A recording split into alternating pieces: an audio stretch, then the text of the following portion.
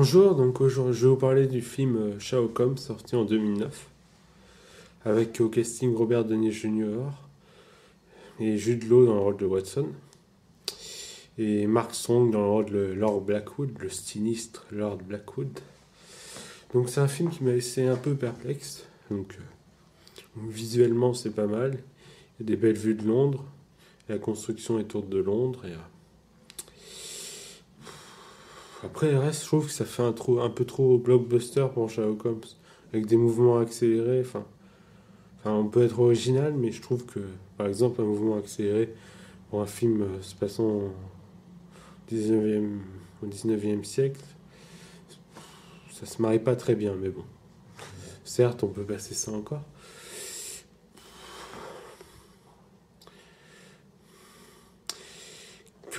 Par quoi commencer? Bah, je trouve vraiment que pour un film sur Sherlock Holmes, on pourrait s'attendre vraiment à une enquête comme dans Columbo ou Hercule Poirot. Pas, enfin, on a l'impression limite qu'il y a plus d'action que dans James Bond ou Batman. C'est un peu exagéré, mais à peine. Je veux dire, c'est un super-héros plus qu'un détective.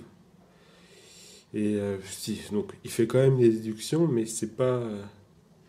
C'est des déductions un peu bidon, j'ai envie de dire, parce que il est lui-même mis sur un piédestal, puisque c'est des déductions que le spectateur ne peut pas faire. Le spectateur n'a pas les mêmes armes que lui dans le film. C'est pas parce qu'il y a pas mal de films policiers, enfin pour moi, c'est les films, des films où tu as des éléments, où tu as une chance de deviner comme le détective, même une infime chance, tu as quand même des éléments. Là, par exemple, il va deviner le passé de quelqu'un en voyant une marque sur son oreille, et le plan sur l'oreille, tu le vois qu'après, toi. Ou alors sur une marque sur un doigt, ou d'autres choses, une épée invisible, et c'est des trucs que tu ne peux pas, toi, tu ne peux pas voir. Donc on a l'impression je trouve ça un peu agaçant puisqu'on a l'impression de l'entendre pendant tout le film s'auto-congratuler. Notamment ça c'est un peu dû à son manque de sobriété. Donc ça agace Watson, mais je trouve que c'est un peu agaçant pour le spectateur aussi. Parce que durant tout le film il s'excite un peu. Enfin, on a envie, c'est pas fini, oui. Tu veux pas arrête ton numéro s'il te plaît. Enfin, ouais, quoi. Donc il y a quand même une scène intéressante quand il devine. Puis ouais, le méchant, on sait d'emblée l'identité du méchant. Je trouve que c'est un peu dommage pour un film policier. Le suspense, ça pourrait être le fait que le méchant est pendu au bout de 25 minutes et que finalement, à la fin du film, il revient. Mais maintenant, c'est hyper classique. Puis on sait que si c'est le méchant principal, forcément, il va réapparaître avant la fin du film. Donc c'est le... Donc le méchant fait vraiment en sorte de... Il veut que les autres pensent qu'il a des pouvoirs surnaturels, que c'est un envoyé du diable ou de Dieu. Donc il fait des mises en scène et quand on voit les effets, on n'a vraiment pas l'impression que c'est pas de la petite mise en scène. Enfin, c'est vraiment des effets qui font son naturel et qui paraissent impossibles à reproduire dans un...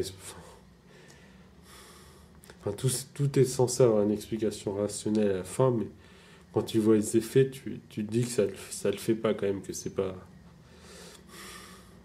C'est voir, enfin, c'est trop bien agencé pour...